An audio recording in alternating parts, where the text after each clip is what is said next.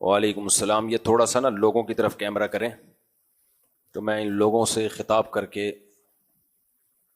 شاباش. پبلک نہیں آتی بیان میں. یہ جو لوگ ہیں نا, میں کیمرہ کیوں کروایا, کسی نے 10,000 روپے بھیجے ہیں کہ جو آپ کے رات کے بیان میں بیٹھتے ہیں ان کو کھلا دیں اس سے کچھ. تو پہلے 5 بھیجے تھے, پھر خاتون نے پھر 5 دوبارہ بھیجے. اچھا, تو وہ 10 میں ہم نے آپ کو کیا کھلانا ہے وہ ہم مشورہ کرتے ہیں.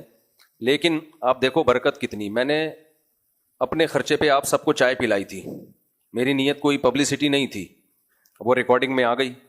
اس کے بعد سے آپ لوگ کے لیے جب میں نے چائے پلائی تو کل ایک صاحب نے مجھے بھیجا کہ اپنا اکاؤنٹ نمبر بھیج دیں, میری طرف سے بھی ایک چائے. اب وہ پتہ نہیں انہوں نے پیسے بھیجے نہیں ابھی تک, لیکن مانگے, انہوں نے بولا.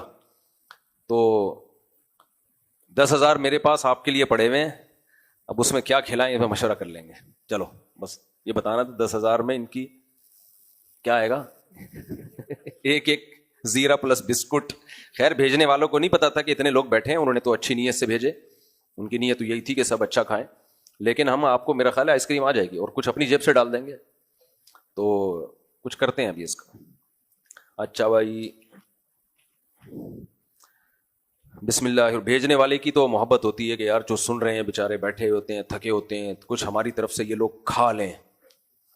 تو اب مجھے کیا پتا آپ جائیدادیں کھا کے بیٹھے ہوئے ہیں, یہ کیا آپ لوگ کا جذبہ ہے کھانے کا, کتنا کھائیں گے. تو ہم اس 10 میں کچھ ملا کے کچھ کھلا دیں گے انشاءاللہ. تسلی رکھیں آپ لوگ, گھبرائیں نہیں. سورہ یوسف چل رہی تھی, ہم یہاں تک پہنچے تھے وقال نسبۃ فی المدینہ. رمضان 2025 کی سورہ یوسف, کیونکہ سورہ یوسف تو پہلے بھی کئی بار بیان ہو چکی ہے. 2025 1446 ہجری, اصولی طور پر تو 1446 ہجری پہلے کہنا چاہیے.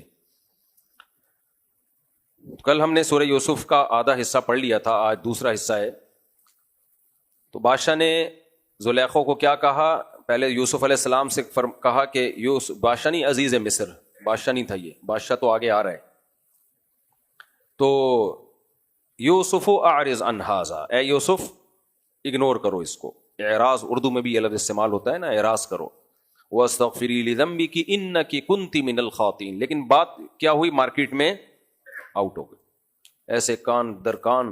اور مصر میں شہر کی عورتیں کہنے لگیں امرأۃ العزیز تراود فتاها عن نفسی. عزیز مصر ہے, اس کی بیوی, اتنا بڑا عہدہ, اور وہ عاشق کس پہ ہو رہی ہے, ایک غلام پہ, ایک لڑکے پہ, گھر کے ایک خادم پہ عاشق ہو رہی ہے. انا لنراها فی ضلال مبین. ہم یہ سمجھتے ہیں کہ وہ کھلی ہوئی غلطی میں پڑی ہوئی ہے, اس کا جو اسٹینڈرڈ ہے وہ اس کے لیول کا نہیں ہے. اس پہ کل کچھ مثالیں آئی تھیں. فلما سمعت بمکرہن, کچھ غلطیاں ایسی ہوتی ہیں کہ وہ نہیں ہونی چاہیے, لیکن جب ہو جائیں تو وہ ریورس نہیں ہوتی. تو عزیز مصر کی بیوی کو بھی اندازہ ہو یہ غلطی ہو گئی, یہ بات پھیل گئی ہے, لیکن اب یہ غلطی ریورس نہیں ہو سکتی. اب اس غلطی کی تلافی کسی اور طریقے سے کرنی پڑے گی. لہذا اب یہ نہیں ہے کہ بیان دے دو نہیں ایسا کچھ بھی نہیں ہوا, یہ خبر فیک ہے, یہ خبر کیا ہے بھائی, جھوٹی خبر ہے, بالکل ایسا کچھ نہیں ہے. اس نے یہ بیان نہیں دیا, اس نے کہا بھائی بات تو پھیل گئی ہے.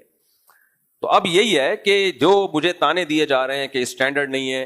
اچھا پہلے میں اس کی ایک مثال دے دوں. کچھ غلطیاں غلط ہوتی ہیں لیکن وہ ریورس نہیں ہو سکتی, اب اسی کو ٹھیک کرنا ہوتا ہے, اس کو ریورس نہیں ہو سکتی. یہ اس کی مثال ہے, جب میں نے دوسری شادی کی نا تو بہت لتاڑا گیا, تو ہمارے سسرال والوں کا بڑا دباؤ تھا. تو ہمارے ایک ریلیٹیو نے ان سے کہا کہ کام تو بندے نے غلط کیا ہے, ٹھیک نہیں کیا, لیکن اب یہ غلطی ریورس نہیں ہو سکتی کہ ہم کہیں کہ دوسری کو طلاق دو, کیونکہ وہ دوسری کا قصور کیا ہے بھائی, اس پہ طلاق کا دھبا لگ جائے گا. وہ بھی ایسا ہی ہے جیسے پہلی ہے, تو کیوں چھوڑیں ہم اس کو. تو اس وقت مجھے یہ جملہ ہمیشہ کے لیے یاد ہو گیا. کچھ غلطیاں ایسی ہوتی ہیں اگر وہ غلط ہو بھی تو ریورس, حالانکہ میری تو غلطی نہیں تھی لیکن ایک مثال دے رہا ہوں, بڑی خاندانی مثال دی کہ انہوں نے, وہ اس میرے عمل سے خوش نہیں تھے, وہ راضی نہیں تھے, لیکن انہوں نے ہمارے سسرال میں یہ کہا کام تو غلط کیا ہے, لیکن اب جب ہو گیا تو اب یہ ریورس نہیں ہو سکتا. ایک اور اس کی میں خاندانی مثال دیتا ہوں آپ کو. خاندانی مثال اب ریورس کرنا اس سے زیادہ غلط ہو جائے گا کہ کسی کو طلاق دلوائیں ہم, یہ زیادہ غلط ہو جائے گا. ایک اور خاندانی مثال, جامعہ فاروقیہ میں ہمارے استاذ تھے حضرت مفتی ابو لبابہ صاحب, مفتی تھے. آج کل آپ کو پتا ہے مارکیٹ میں نا 2 نمبر مفتی بھی بہت آ رہے ہیں. ایک قریب میں ایک 2 نمبر مفتی تھا جس کو آتا شاتا کچھ بھی نہیں تھا, جیسے وہ ایک آیا نا نیا مارکیٹ میں, اوہو آج تک ہم وطر غلط پڑھتے رہے ہیں. اس کی بھی میں کھچائی کرنے والا ہوں انشاءاللہ, اس میں ریکارڈ کروانے والا ہوں کہ اس نے 2 نمبریاں کتنی کی ہیں, کہ 2 رکعت کے بعد وطر میں بیٹھنا نہیں ہوتا اور آہا ہم ساری زندگی بیٹھتے رہے ہیں, اوہو یہ کیا ہو گیا ہمارے سے.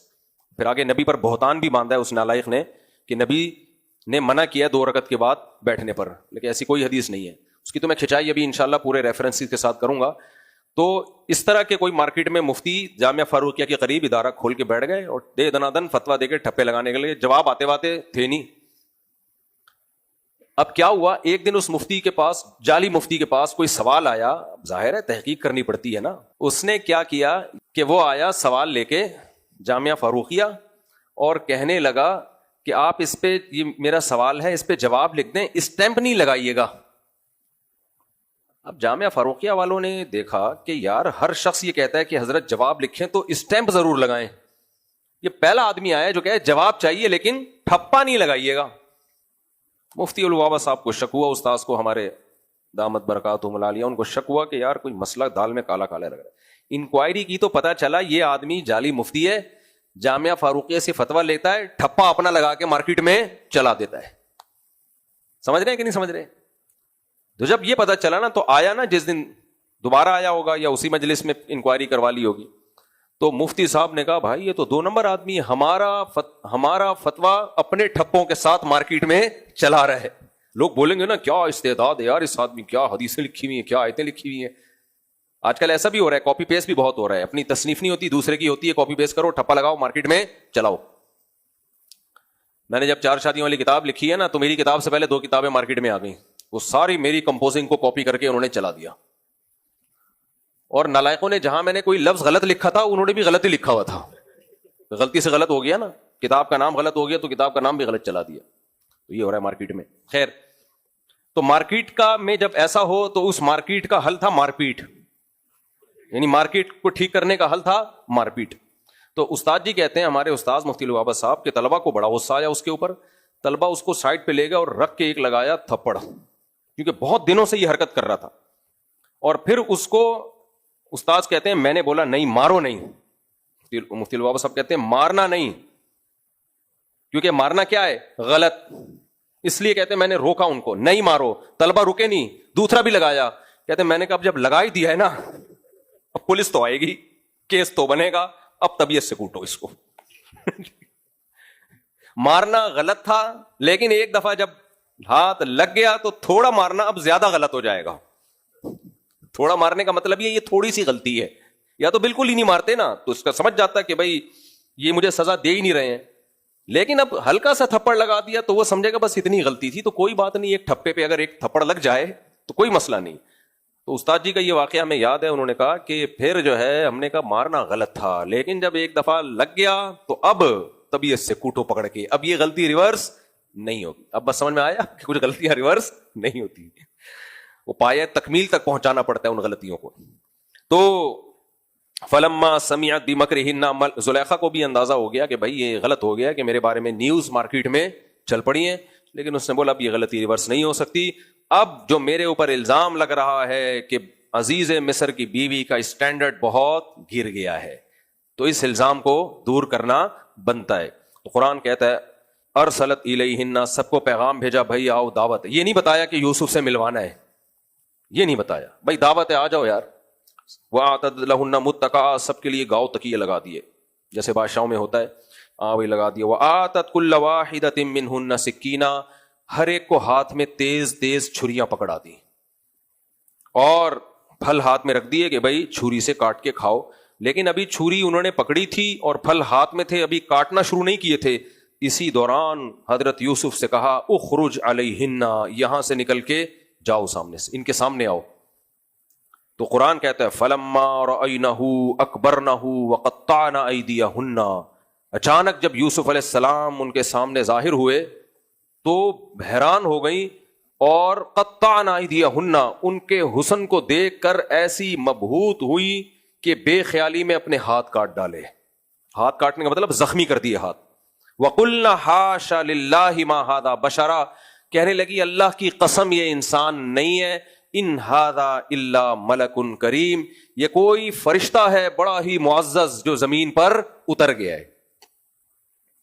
نبی صلی اللہ علیہ وسلم کی صحیح بخاری مسلم کی حدیث، آپ نے فرمایا میں معراج کی رات یوسف علیہ السلام سے ملا، اللہ نے اس کائنات میں جتنا حسن تقسیم کیا ہے اکیلا آدھا یوسف علیہ السلام کو دیا ہے. اکیلا آدھا کس کو دیا ہے؟ یوسف علیہ السلام کو. ہر پیغمبر کا ایک معجزہ ہوتا ہے نا. حضرت موسیٰ کا معجزہ لاٹھی کا سانپ بننا، ہمارے نبی کا معجزہ قرآن، بلاغت اور بہت سارے معجزے. تو یوسف علیہ السلام کا معجزہ کیا تھا؟ آپ کا حسن و جمال. یعنی اللہ نے دکھا دیا میں ایسا بھی بنا سکتا ہوں، ایسا بھی بنا سکتا ہوں کسی کو. تو کہنے لگی حاشا للہ ما ھذا بشرا ان ھذا الا ملک کریم، یہ کوئی فرشتہ ہے جو آج زمین پر اتر گیا، انسان اتنے حسین نہیں ہو سکتے. قالت فذلکن الذی لمتننی فیہ. دیکھو زلیخا ہوشیار کتنی تھی، اس نے یہ نہیں کہا کہ اسی یوسف کو بلاؤ ذرا جس کے بارے میں مجھ پہ تہمت لگی ہے، اس کو بلاؤ. نہ پہلے نہیں، یہ شوقیہ نون پرسن ہے، کوئی نوجوان ہے، ہم تمہیں اس نوجوان کی زیارت کرانا چاہتے ہیں. یہ نہیں بتایا کہ یوسف کو بلا رہی ہوں، تاکہ ان کے منہ سے پہلے یہ گواہی نکلے. تو جیسے ہی انہوں نے کہا نا یہ اللہ کی قسم یہ انسان نہیں ہے، یہ فرشتہ ہے جو زمین پہ اتر گیا ہے، تو پھر اس نے کہا ذالکن الذی، اشارہ کر کے ہاتھ سے کہا ذالکن الذی لمتننی فی، یہ ہے وہ جس کے بارے میں تم مجھے ملامت کر رہی تھی کہ امرأۃ العزیز تراود فتاها عن نفسی، کہ عزیز مصر کی بیوی ہے اور ایک غلام پر اور ایک گھر کے خادم پر عاشق ہو گئی ہے.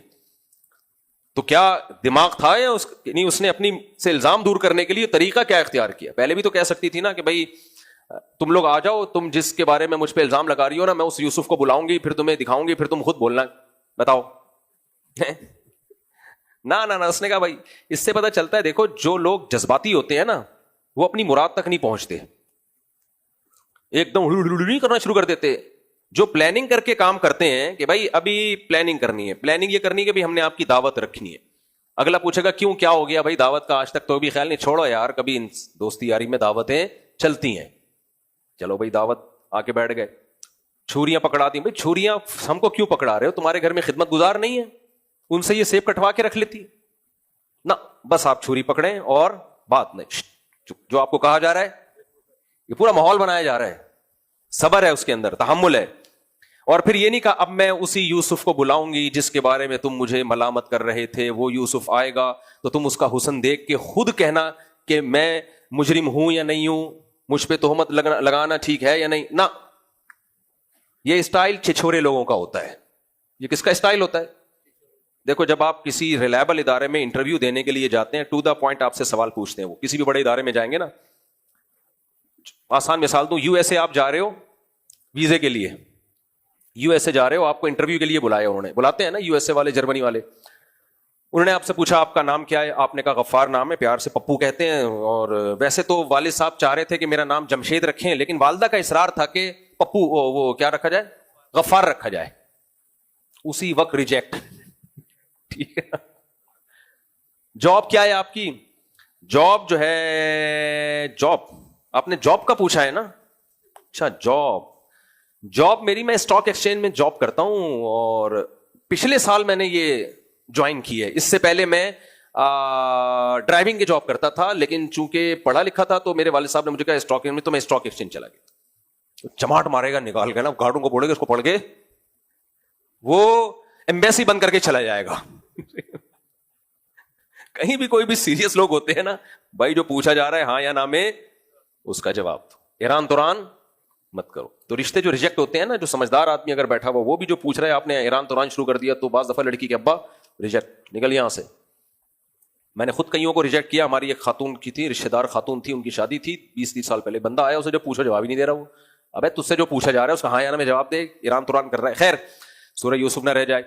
تو زلیخا نے کیا کہا, یہ نہیں کہ چھری, وہ پوچھے گی چھری کیوں بھائی, چھری پکڑائی ہے سیب کاٹو.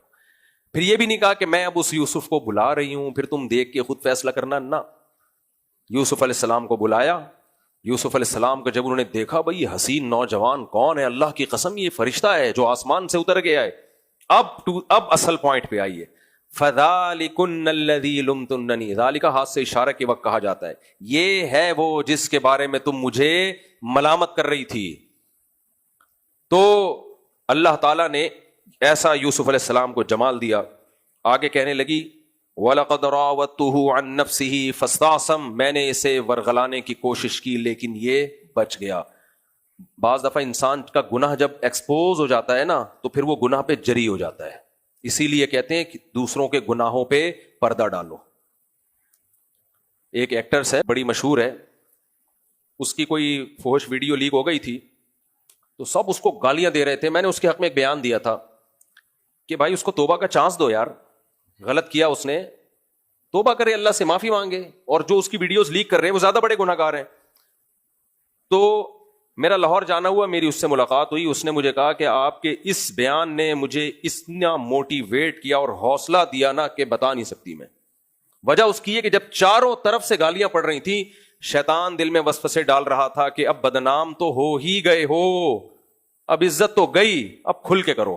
اور لوگ بھی رابطہ کر رہے تھے جو فحش لوگ ہوتے ہیں, بھئی تم اسی فیلڈ میں آ جاؤ. تو اس نے بتایا کہ آپ کا مجھ پر بہت بڑا احسان ہے, آپ نے میرے فیور میں اور توبہ کی فضیلت پر ایک بیان دے دیا جس سے اللہ نے مجھے توبہ کی توفیق دیا. وہ نمازی پرہیزگار ہے ماشاءاللہ, پردہ کرتی ہے. تو اس سے اب دیکھو, پہلے تو وہ جو عزیز مصر کی بیوی تھی نا وہ گناہ کو چھپانا چاہ رہی تھی, اپنے شوہر کے سامنے بھی نہیں اگلا اس نے, لوگوں کو سے بھی چھپانے کی کوشش کی, لیکن کیا ہوا, برائی کی چیز لوگوں نے پھیلا دی. اب جب پھیلا دی, بدنام ہو گئی, تو اب کیا کہہ رہی ہے کہ وَلَئِن لَّمْ يَفْعَلْ مَا آمُرُهُ لَيُسْجَنَنَّ وَلَيَكُونًا مِّنَ الصَّاغِرِينَ. یہ معاذ اللہ نقل کفر نباشت, یہ میرے ساتھ اگر میری خواہش پوری نہیں کریں گے تو لَيُسْجَنَنَّ, اسے جیل کی کوٹری میں ڈلوا دوں گی اور یہ رسوا ہو جائے گا جیل کی کوٹری میں. میں سمجھا پا رہا ہوں, جب گناہ کسی کا ظاہر ہوتا ہے نا تو وہ گناہ پہ جری ہو جاتا ہے. اس لیے شریعت کا حکم کیا ہے, پردہ ڈالو, پردہ ڈالو, کیونکہ جب تک لوگوں سے چھپا ہوا ہے وہ ڈر ڈر کے کرے گا, وہ ڈر ڈر کے کرے گا. یہاں ہمارا سیکولر لبرل طبقہ ایک فضول بات بہت کرتا ہے, کہتا ہم کوئی منافق نہیں ہے, ہم جیسے ہم لوگوں کے سامنے ہیں ویسے ہی ہم گھر کے اندر بھی ہیں, ویسے ہی ہم بند کمرے میں بھی ہیں. او بھائی, بند کمرے میں گناہ بھی گناہ ہے لیکن کم درجے کا گناہ, پبلک کے سامنے یہ گناہ زیادہ درجے کا گناہ ہے. ایک صاحب کہہ رہے تھے رمضان میں فلم دیکھ رہے تھے, میں نے کہا بھائی کیا کر رہا ہے, رمضان میں تو احتیاط کرو. آپ مجھے بتا رہے تھے کہ میں دیکھتا ہوں, تو میں نے کہا رمضان میں تو احتیاط کرو. میں منافق نہیں ہوں کہ رمضان میں الگ شوال میں الگ. میں نے کہا پھر ایسا کرو مسجد میں جا کے دیکھو فلم, کوئی پوچھے مسجد میں کیا کر رہا ہے, میں منافق نہیں ہوں کہ مسجد میں الگ اور مسجد سے باہر الگ. چرس پیو مسجد میں بیٹھ کے, کوئی پکڑے کہ مسجد میں کیا کر رہا ہے, میں منافق نہیں ہوں کہ برساتی نالے میں الگ اور مسجد میں الگ. جاہل لوگ ہیں, انہوں نے گناہ کو ہلکا کر دیا ہے.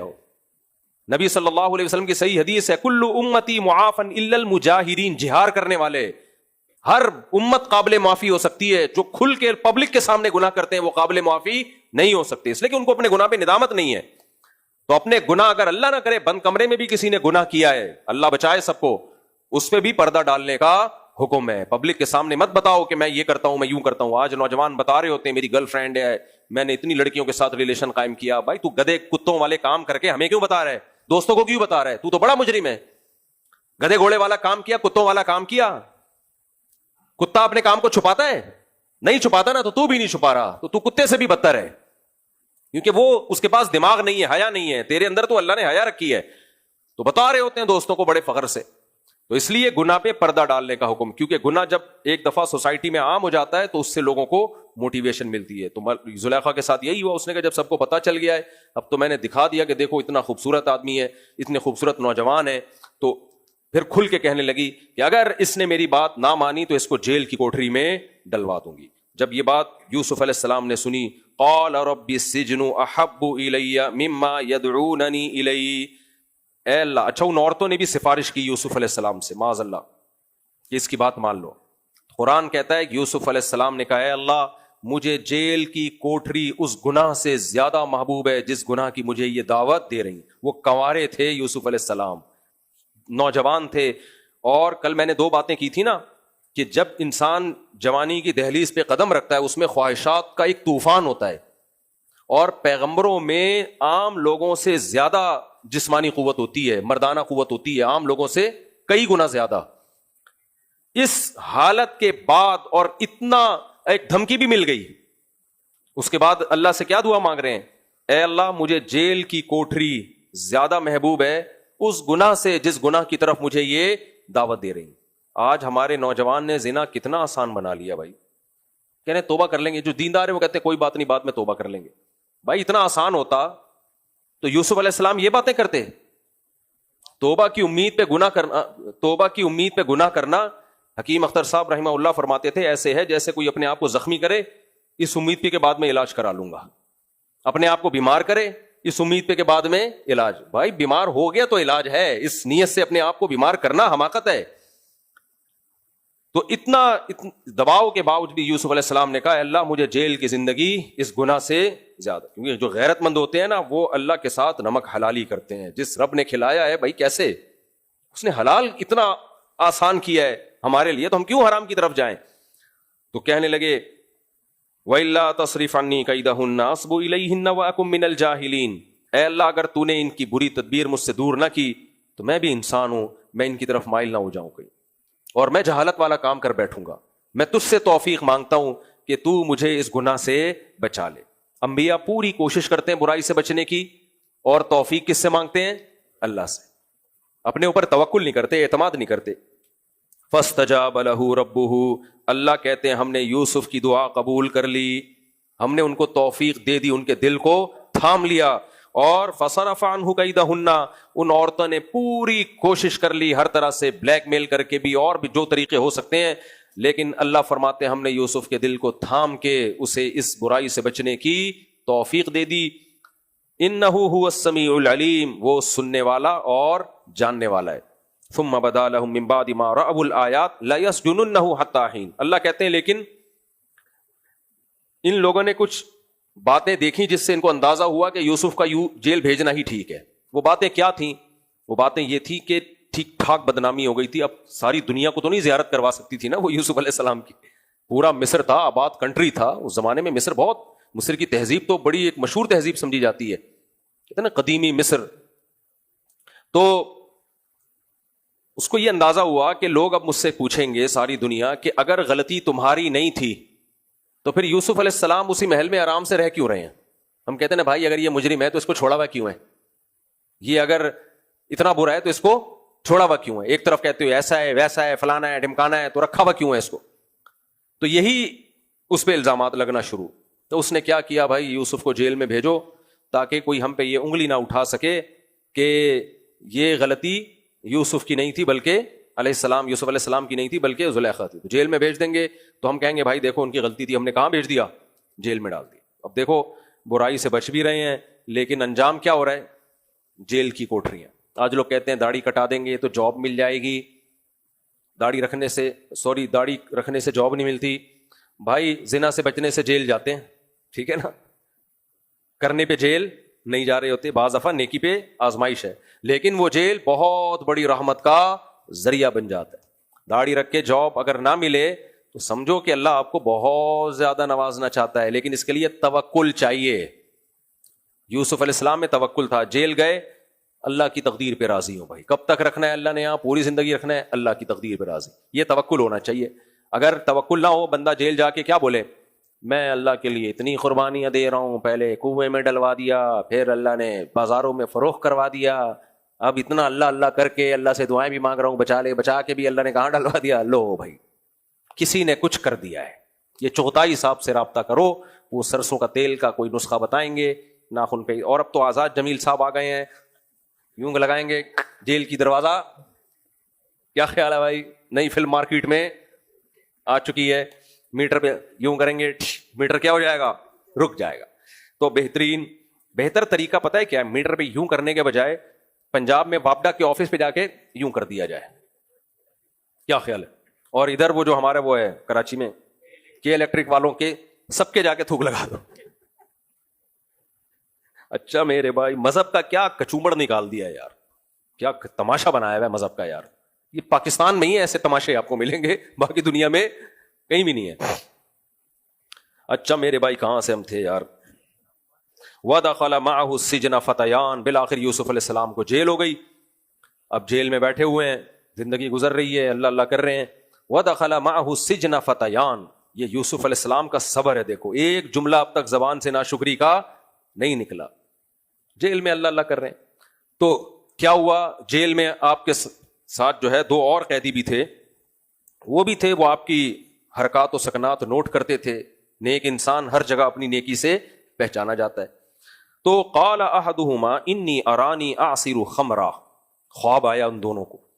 صبح اٹھے اور کہنے لگے, یوسف علیہ السلام کے پاس آئے کہ میں نے خواب میں دیکھا کہ میں شراب نچوڑ رہا ہوں.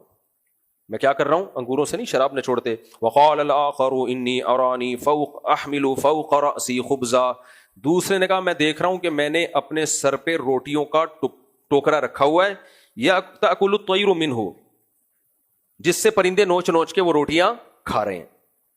نبئنا بتأویلہ انا نراک من المحسنین, اے یوسف ہم آپ کو نیک آدمی سمجھتے ہیں, آپ اس خواب کی تعبیر بتائیں. اس سے پتہ چلتا ہے بھائی, خوابوں کی تعبیر نیک آدمی کے لیے اس تعبیر تک پہنچنا آسان اور برے کے لیے پہنچنا مشکل. اس لیے لوگ اکثر خوابوں کی تعبیر نیک لوگوں سے پوچھتے ہیں. اس کے لیے صرف نیک ہونا کافی نہیں ہے, زیرک اور عقل مند ہونا بھی ضروری ہے, دماغ تیز ہو. میں اکثر ایک واقعہ سناتا ہوں نا, ایک شخص نے مجھ سے پوچھا, ایک خاتون نے کہا کہ میں نے اپنے شوہر کو میلے کپڑوں میں دیکھا ہے. وہ سمجھ رہی تھی اس خواب کا مطلب میرا شوہر گندا ہے. میں نے کہا اس خواب کا مطلب یہ ہے کہ آپ کا ایٹیٹیوڈ اپنے ہسبینڈ کے ساتھ ٹھیک, انگلش میں کہا تاکہ غصہ نہ آئے, آپ کا ایٹیٹیوڈ اپنے ہسبینڈ کے ساتھ ٹھیک نہیں ہے. اس نے کہا کیوں بھائی؟ میں نے کہا اللہ نے کہا ہے کہ میاں بیوی ایک دوسرے کا لباس ہیں, تو میاں کا لباس گندے کا مطلب میاں کا لباس تو آپ ہو. خواب میں میاں کو تو گندا نہیں دیکھا نا, اور واقعی ان کا ایٹیٹیوڈ اپنے ہسبینڈ کے ساتھ ٹھیک نہیں تھا. بعد میں ڈیورس ہی ہو گئی. چلو خیر, اللہ تعالیٰ فرمائے کہ ہاں بھائی کہاں چلے گئے ہم. تو وہ کہنے لگے انا نراک من المحسنین, ہم آپ کو نیک لوگ. اب ایسا نہ ہو کسی کو خواب میں اپنے ہسبینڈ گندے کپڑوں میں یا بیوی گندے کپڑوں میں آ جائے تو بدگمان نہ ہو. ہر خواب ہر ایک کے لیے ایک جیسا نہیں ہوتا. ہو سکتا ہے گھر میں صرف ختم ہو گیا, وہ اس لیے گندے میلے ہی گھوم رہے ہوں, یہ بھی ہو سکتا ہے. خواب میں اشارہ ہو کہ اس کو تمیز والے کپڑے پہنا دو, گندے کپڑے پہن کے آفس جا رہا ہے, سمجھ رہے ہیں, میلے کپڑے پہن کے آفس جا رہا ہے, صرف منگواؤ اس سے سودے میں, یا یہ کمپنی غلط ہے, یہ جو صرف کی ہے یہ لوکل کمپنی, اچھی والی کمپنی منگواؤ, یہ بھی مطلب ہو سکتا ہے.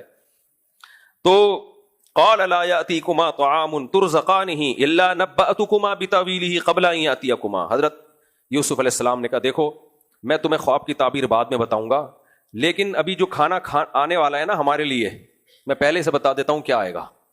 یہ معجزہ تھا یوسف علیہ السلام کا, میں پہلے سے بتا دوں گا کھانے میں کیا آنے والا ہے, حالانکہ آپ کو جیل کے باہر کا کچھ بھی علم نہیں ہے. حضرت یوسف نے کیوں یہ معجزہ دکھائی؟ یہ علم غیب نہیں ہے, اسے کیا کہتے ہیں معجزہ. اللہ بذریعہ وحی بتا رہا ہے, تو اللہ جیسے نبی کو بذریعہ وحی بتاتا ہے تو کسی ولی کو بذریعہ کرامت بھی بتا سکتا ہے. معجزہ اور کرامت پر میں تفصیلی بات کر چکا ہوں. معجزے اور کرامت میں فرق صرف یہ ہے کہ معجزہ یقینی ہے, کرامت کے وجود پہ یقین کرنا ضروری نہیں ہے. بتانے والے پر ہے, اگر قابل اعتماد ہے تو مان لو, قابل اعتماد نہیں ہے تو ریجیکٹ کر دو. لیکن ہو کرامت اور جو معجزہ ہے نا, یہ نسبت دونوں کی اللہ کی طرف ہوتی ہے. لہذا کرامت, معجزہ جتنا عجیب ہوتا ہے کرامت بھی اتنی عجیب ہو سکتی ہے, اس میں کوئی اچھمبے کی بات نہیں ہے. تو فضائل اعمال میں جو کرامت کے واقعات ہیں ان کو شرک قرار دینا درست نہیں ہے, وہ مستند کتابوں سے لیے گئے واقعات ہیں. اب لوگ کہتے ہیں تو کہانیاں ہیں, آپ کو کہانیاں لگ رہی ہیں کیونکہ آپ کے ہاں بزرگ ہوتے نہیں ہیں, اس لیے کرامتیں ہوتی نہیں ہیں. ہمارا تو بزرگوں سے ایک سلسلہ صحابہ تک پہنچتا ہے, لہذا کرامتوں کی ہمارے یہاں الحمدللہ بھرمار ہے. محدثین نے کرامتیں لکھی ہیں, تابعین کی, اور ابن تیمیہ رحمہ اللہ نے تو یہاں تک لکھا ہے کہ کرامتوں کے واقعات صحابہ سے زیادہ تابعین میں ہمیں ملتے ہیں. تو یہ اس کی علامت نہیں ہے کہ تابعین صحابہ سے زیادہ فضیلت والے ہیں, بلکہ یہ اس کی علامت ہے کہ کم درجے کے بزرگ سے بھی کرامت کا صدور ہو سکتا ہے, اعلیٰ درجے کے بزرگ سے نہیں ہو سکتا. جیسے جو معجزے حضرت عیسیٰ کے ہاتھ پہ ہوئے, مردے کو زندہ کرنا, ہمارے نبی کے ہاتھ پہ وہ معجزہ نہیں ہوا, لیکن مقام کس کا بلند ہے؟ محمد صلی اللہ علیہ وسلم کا. جتنے اوٹ پٹانگ قسم کے اعتراضات کیے جا رہے ہیں نا, فضائل اعمال, فضائل کی کہانیوں کی کتاب, قصوں کی کتاب, فلانے کتاب, ڈمبانی کتاب, بھائی وہ قصے محدثین کی کتابوں سے لیے ہیں اور وہ کرامت کے واقعات ہیں. اور کرامت سے انسان کا عقیدہ توحید مضبوط ہوتا ہے, کمزور نہیں ہوتا, کیونکہ انسان کو پتا ہے یہ کام کون کر رہا ہے؟ اللہ. اور کرامت کا مطلب یہ نہیں ہوتا اس بزرگ کے پاس اس کام کے اختیارات آ گئے ہیں, نہ بس اللہ نے اس دفعہ کروا دیا, باقی اس کو کچھ بھی نہیں پتا, یہ عالم الغیب نہیں ہے, کچھ بھی نہیں بتا سکتا, یہ ایک دفعہ اللہ نے بتا دیا تو بتا دیا. اب یوسف علیہ السلام جو تھے ان کو اللہ نے بتا دیا کہ کھانا کیا آنے والا ہے, یہ نہیں بتایا کہ جیل سے کب نکلو گے آپ, صحیح ہے نا, ان کو نہیں پتا تھا میں جیل سے کب نکلوں گا. تبھی اس قیدی کو کہہ رہے ہیں جا کے بادشاہ سے کہنا بھائی مجھے یہاں سے نکالو. تو اب لوگ یہ کہتے ہیں نا کہ حاجی امداد اللہ مہاجر مکی کا واقعہ کہ انہوں نے کشتی کو یوں اٹھا کے پار لگا دیا, بھائی یہ کرامت کا واقعہ ہے.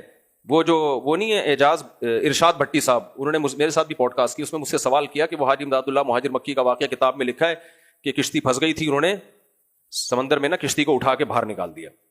میں نے کہا مجھے نہیں پتا یہ اوتھینٹک کتاب ہے یا نہیں ہے جس میں یہ واقعہ ہے, اور اگر یہ مستند ہے اور بیان کرنے والا قابل اعتماد ہے تو یہ ممکن ہے. یہ تو کیسے ممکن ہے؟ میں نے کہا سلیمان علیہ السلام کے دربار میں جو بزرگ بیٹھے تھے, ملکہ سبا کا تخت سیکنڈ کے آدھے سیکنڈ میں اٹھا کے یہاں سے وہاں لے آئے, تو کشتی زیادہ بھاری ہوتی ہے یا تخت زیادہ بھاری ہوتا ہے؟ بولو نا, تخت زیادہ بھاری ہوتا ہے. اور وہ تو کنارے پہ اٹھا کے لگایا, وہ باقاعدہ اس کنٹری سے اٹھا کے اس کنٹری سے تک لے آئے. تو یہ کرامتن ممکن ہے. ہاں شرک جب ہوتا جب ہم کہیں کہ حاجی امداد اللہ مہاجر مکی کو اللہ نے یہ اختیار دیا ہے کہ جس کی کشتی چاہیں پار لگا دیں. بالکل اختیار نہیں دیا. تبھی ہمارے ہاں کبھی بھی کوئی کشتی ڈوب رہی ہو, دیوبندی اس کو حرام سمجھتے ہیں کوئی حاجی امداد اللہ مہاجر مکی کو پکارے کہ جیسے آپ نے اس دن نکال دی تھی میری بھی کشتی نکال دو. نہیں نکال سکتے بھائی, تو کشتی اللہ نے نکالی ہے, کسی ولی کا ہاتھ استعمال کر لیتا ہے اللہ تعالیٰ. تو باقی آپ کے ہاں چونکہ ولی ہوتے نہیں ہیں, آپ کے ہاں ولی اللہ مارکیٹ سے کیا چل رہے ہیں, شارٹ, لہذا آپ کے ہاں کرامتیں بھی نہیں ہوتی. یہ جب اس کتاب کے اس واقعے کو درست مان لیا جائے, اور اگر درست نہیں ہے تو نہ مانا جائے. اس کا کون سا اسلام سے کوئی تعلق ہے؟ اگر کوئی یہ کہتا ہے نہیں جی کسی نے پھینک دی ہے, حاجی امداد اللہ مہاجر کی نسبت غلط بات کر دی ہے, تو بھی اس سے کوئی فرق نہیں پڑتا. اس کی مثال ہے, میں بار بار دیتا ہوں کہ میں نے جو ہے نا جاگتی حالت میں شہیدوں کے خون کی خوشبو سونگھی ہے. اسباب کی دنیا میں ممکن ہے یہ, اور ایک نہیں, بہت سارے شہیدوں کے خون کی خوشبو, اور سنگھائی بھی ہے.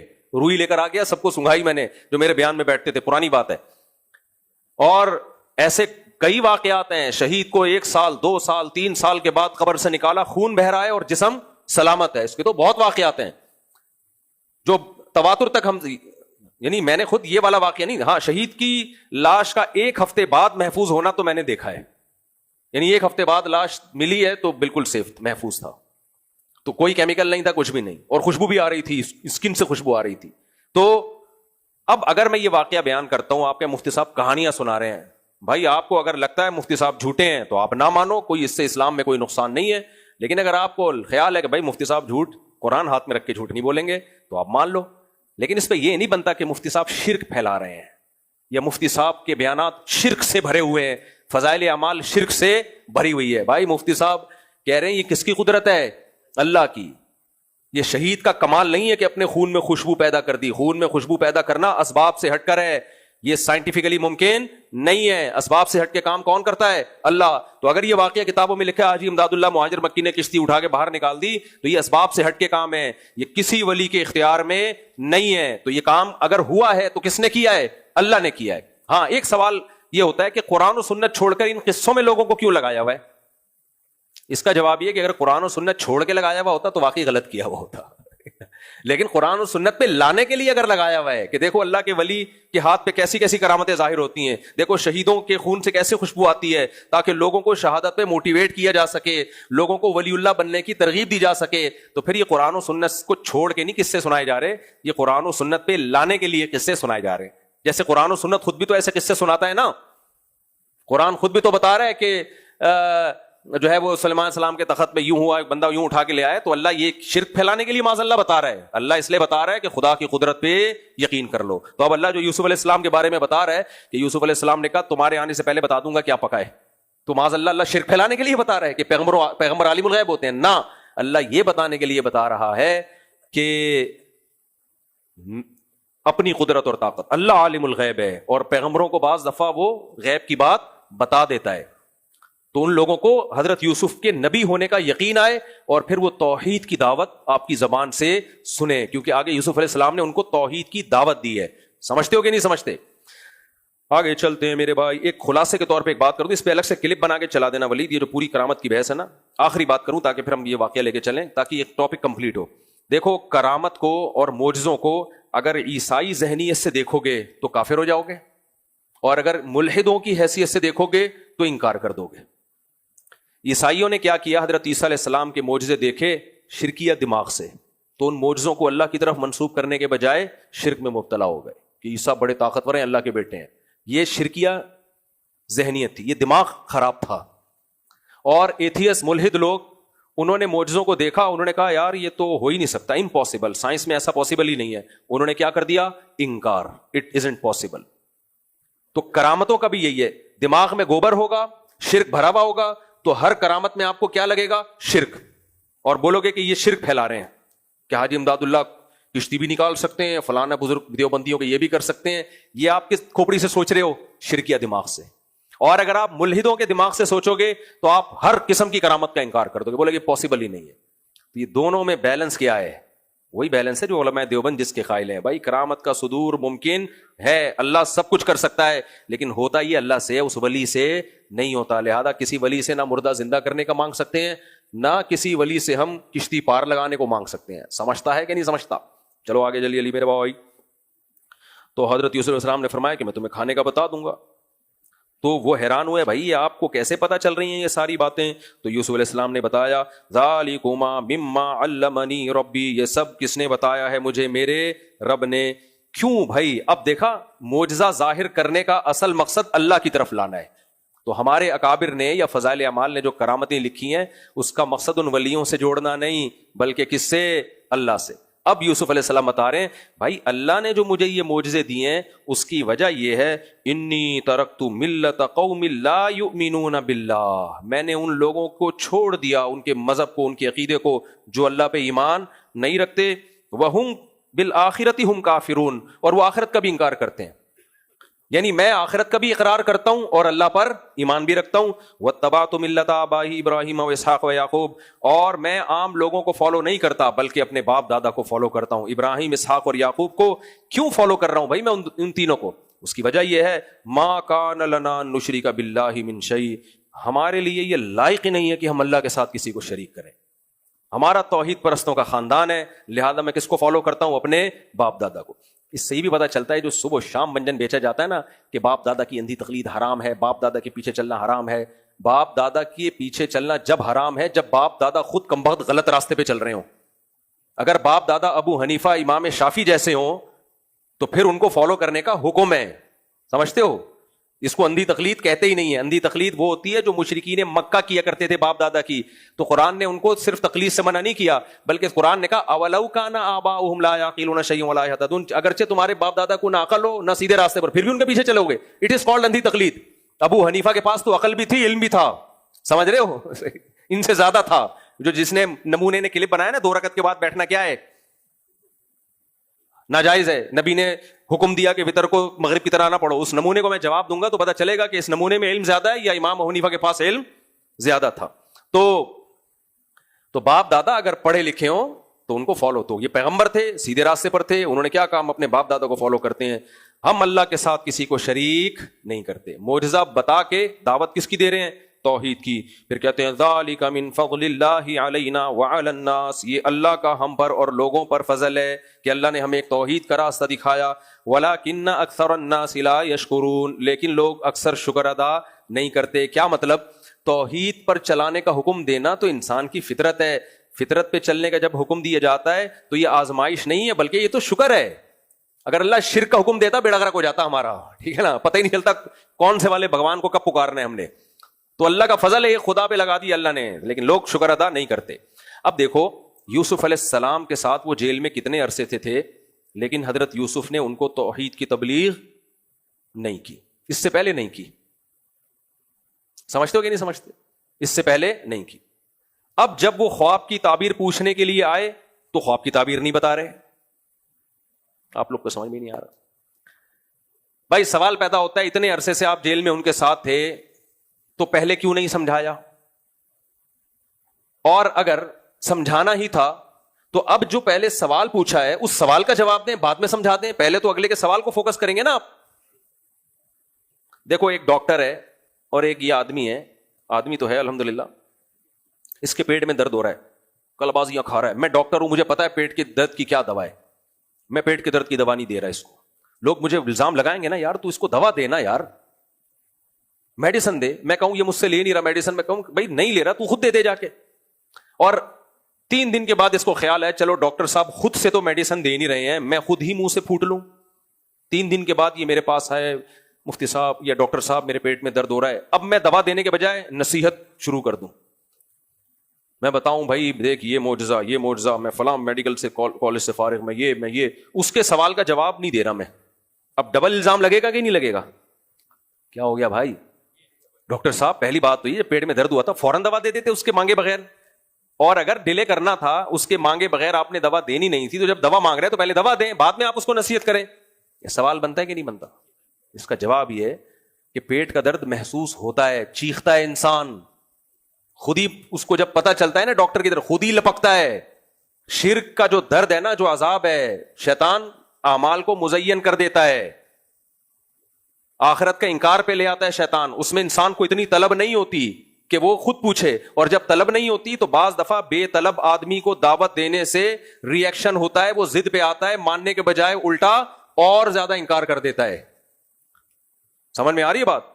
پیٹ میں درد جو ہو رہا ہے نا, میں کہوں میرے پاس پیناڈول کی گولی ہے تو کبھی ضد پہ نہیں آئے گا, یا میں کہوں میرے پاس پیٹ کے دوا کی گولی ہے فوراً کہہ کے دو, فوراً دو. لیکن اگر اس کے اندر کوئی اخلاقی برائی ہے, وہ کوئی نہیں مانتا کہ میں بدتمیز ہوں, مجھے نصیحت کرو آپ. یہ بہت کم لوگ ہوتے ہیں. ایسے موقع پہ آپ کسی کو نصیحت کرنا شروع کر دیں خود سے جا کے, جیسے کہ بہت سے لوگ آپ کو پنچایتی نظر آئیں گے. وہ ایک میں نے واقعہ سنایا تھا نا, ایک بوڑھے میاں کسی بچے کے پاس گئے, سگریٹ پی رہا ہے یوں کر کے, کہتے ہیں بیٹا, خود سے, اس نے نہیں کہا کہ مجھے نصیحت کریں, خود سے نصیحت کر رہے ہیں, بیٹا سگریٹ پینے سے عمر چھوٹی ہو جاتی ہے. اس نے کہا میرے دادا تو 90 سال میں مرے تھے. تو کیا بیٹا وہ سگریٹ نہیں پیتے تھے؟ نہیں, وہ دوسروں کے کام میں ٹانگ نہیں اڑاتے تھے. غلط واقعہ یہ, بچوں کو ایسا کہنا نہیں چاہیے, جب نصیحت کی تو مانے, لیکن میں صرف سمجھانے کے لیے مثال دے رہا ہوں. بعض دفعہ کیا ہوتا ہے کہ آپ اچھی باتوں کی نصیحت خود سے کرتے ہیں, سامنے والا اس کو سیریس نہیں لیتا, اور پھر 1-2 دفعہ تبلیغ کے بعد اس کے دل میں اس کی حیثیت ختم, دل سخت ہو جاتا ہے. اور بعض دفعہ یہ بھی ہوتا ہے ضد پہ آ جاتا ہے. یوسف علیہ السلام موقع کا انتظار کر رہے تھے. اس کو ہم پیٹ کے درد پہ قیاس نہیں کر سکتے تبلیغ کو. پھر جب اس نے آ کے سوال پوچھا یوسف علیہ السلام سے, تو یوسف علیہ السلام نے سوچا اصولی طور پر تو سوال کا جواب پہلے دینا چاہیے, لیکن اگر پہلے دے دیا تو یہ میرا محتاج رہے گا نہیں, جواب ملے گا اور مارکیٹ سے یہ شارٹ ہو جائے. اس کو لٹکا کے رکھو جب تک اسے میری ضرورت ہے, میری ہر بات غور سے سنے گا. اس کو انگیج رکھو, پاز کا بٹن دبا دو. جب آپ کو کسی کی ضرورت ہوتی ہے نا, تو پھر آپ کی جب تک وہ ضرورت پوری نہ کرے, دیکھو جب تک آپ کا رشتہ کہیں اٹکا ہوا ہے, آپ کو لڑکی کے ابا کو پیغام بھیجا آپ نے, اور وہ ابھی کہہ رہے ہیں بیٹا ہم ابھی استخارہ کر رہے ہیں, اس دوران وہ جتنے کام آپ سے کہیں گے نا آپ سارے کر کے دو گے. کیا خیال ہے؟ وہ کہیں گے بیٹا ایسا کرو, وہ دکان بند ہونے والی ہے, ہمیں آدھا کلو دہی لا دو. کہ انکل میں لے کر آیا آپ کے لیے, میں لے کر آیا. بیٹا ایسا کرو, یہ چاول کی بوری اٹھا کے ٹرک میں رکھ دو. انکل ٹرک کہاں رکھنا ہے آپ یہ بتاؤ, صرف چاول کی بوری نہیں, میں پورا ٹرک اٹھانے کے لیے تیار ہوں. اگر آپ کو بھی اٹھانا ہے تو آپ کو بھی اٹھا لوں گا میں. تو سارے کام کرے گا وہ جب ضرورت ہے. میں ناروے میں تھا, ایک وہاں مجھے کسی نے بتایا کہ گورے کا فون آیا اپنے باپ کے پاس, بہت اچھی اخلاق والی قوم ہے, بہت نائس ٹو میٹ یو. تو کہتے ہیں اس کے باپ نے مجھے بتایا کہ آج سال میں 1 دفعہ فون اس کا آیا میرے پاس, خیریت پوچھ رہا ہے. کیوں؟ اس کو پیسوں کی ضرورت ہے. یعنی خیریت پوچھنے سے باپ نے اندازہ لگا لیا کہ اس کو کیا چاہیے, ورنہ اتنا نیک نہیں ہے کہ فادر ڈے نہ ہو اور پھر خیریت پوچھے. تو یہ ہوتا ہے, ہر جگہ ہوتا ہے, یہاں بھی ہوتا ہے. تو یوسف علیہ السلام کو اس کی فکر تھی, بھائی میں نے اللہ کا پیغام لوگوں تک پہنچانا ہے, ان کی خیر خواہی کرنی ہے. تو اس لیے یوسف علیہ السلام نے ان کو انگیج کیا, سوال کا جواب بعد میں, اور پہلے اپنے معجزے دکھا کر اپنی ویلیو ثابت کی ہے کہ میں کوئی معمولی آدمی نہیں ہوں, میں خود کس کا پیغمبر ہوں, اللہ کا, اور مجھ پر اللہ نے احسانات کیے ہیں احسانات کیوں کیے؟ توحید کی وجہ سے. اس سے پتہ چلتا ہے کوئی توحید کے عقیدے پہ چلے اور نیک اعمال پہ چلے تو اسباب سے ہٹ کے اللہ کی اس کے ساتھ مددیں ہوتی ہیں. اسباب سے ہٹ کے مدد. زکریا علیہ السلام کو بڑھاپے میں اولاد ملی نا, حیران ہوئے تو اللہ نے کیا کہا؟ انہم کانوا یسارعون فی الخیرات. بھائی زکریا اور ان کی زوجہ یہ تو خیر میں آگے بڑھا کرتے تھے, راتوں کو اٹھ کے ہم سے دعائیں مانگا کرتے تھے. تو ایسے لوگوں کے ساتھ ایسے واقعات ہوتے رہتے ہیں. ابراہیم علیہ السلام کو جب فرشتوں نے خوشخبری سنائی آپ کی اولاد ہوگی تو ان کی بڑھیا زوجہ وہ آئیں فسکت وجہا, ماتھے کو یوں کر کے مارا, الد وانا عجوز نقیم, میں بچہ جنوں گی, ہادہ شیخی بال ہادہ بالی شیخہ, یہ میرا بوڑھا شوہر اور میں بانج اور بڑھیا, میرے بچہ ہوگا. ٹھیک ہے نا. تو انہوں نے کیا فرمایا, فرشتوں نے کیا کہا؟ رحمت اللہ وبرکاتہ علیکم اہل البیت. بھائی تم عام پبلک کی طرح نہیں ہو, تم اہل بیت ہو, پیغمبروں کا خاندان ہے, نمازیں زکاتیں تمہارے صدقات و خیرات, اللہ کا خوف. تو جب تم ذرا ہٹ کے ہو تو تمہارے ساتھ معاملے بھی ذرا ہٹ کے ہوں گے. تو یہ اس سے پتہ چلتا ہے بھائی تقوی اختیار کرنا چاہیے, کیونکہ متقی لوگ مارکیٹ میں شارٹ چل رہے ہیں, وہ ذرا ہٹ کے ہوتے ہیں. تو اللہ کے معاملات بھی پرہیزگار لوگوں کے ساتھ ذرا ہٹ کے ہوتے ہیں. سر زبیر مٹھانی بھی ذرا ہٹ کے ہیں کیونکہ سو رہے ہیں. اتنے دلچسپ واقعات چل رہے ہیں لیکن زبیر مٹھانی صاحب سو رہے ہیں. اچھا بھائی, یا شاید ہو سکتا ہے خوشو و خضوع کی وجہ سے آنکھیں بند کی ہوئی ہوں. یہ بھی اسماعیلی تھے, غیر مسلم سے مسلمان ہوئے تھے, یہ ماشاءاللہ بڑے خاندانی مسلمان ہوئے. اچھا میرے بھائی, جب مسلمان ہوئے تو فرقوں میں پریشان ہو گئے تھے. جماعت المسلمین والے ادھر لے کے جا رہے تھے, اہل حدیث ادھر لے کے جا رہے تھے, دیوبندی ادھر لے کے جا رہے تھے, بریلوی ادھر لے کے جا رہے تھے. پاگل ہو گئے نا, بالکل ہی باولے ہو گئے تھے.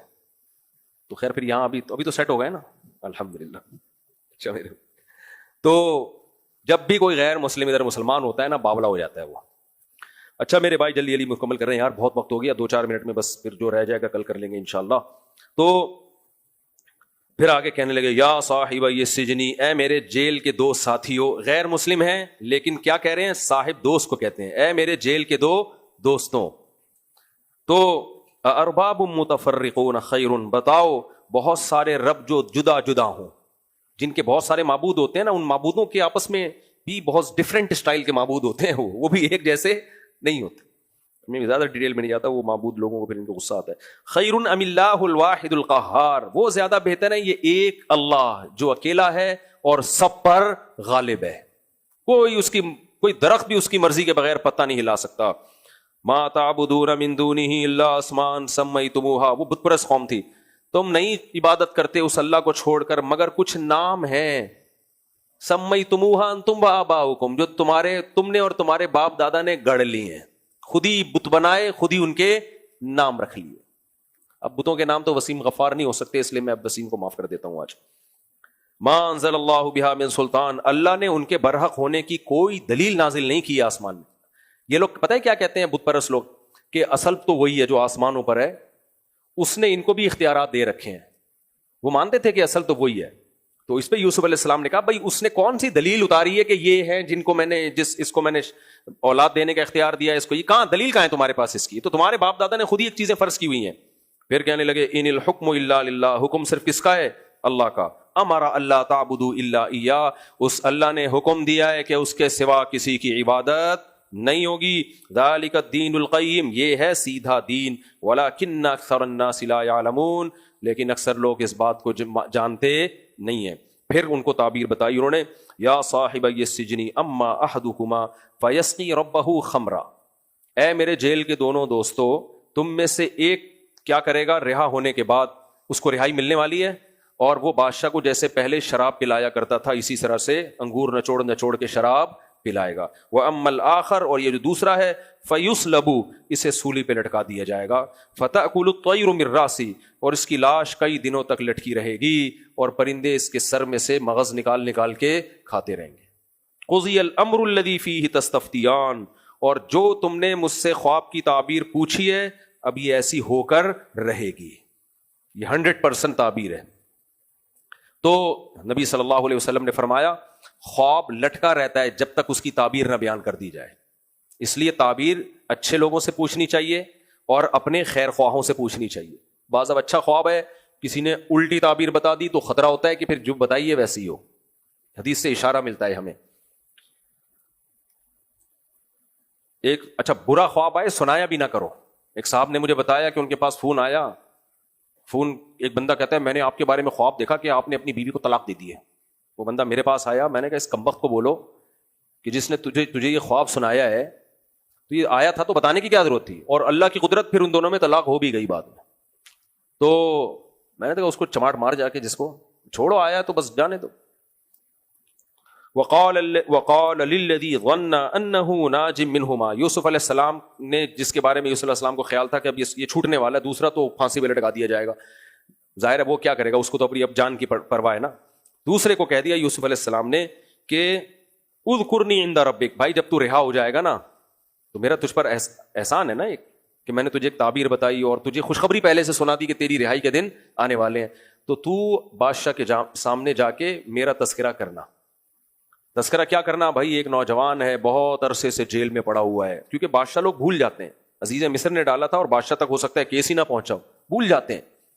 تو جا کے میرا تذکرہ کرنا، سفارش کرنا کہ بھائی کچھ خیال کرو، ہمیں جیل سے نکالنے کی کوشش کرو.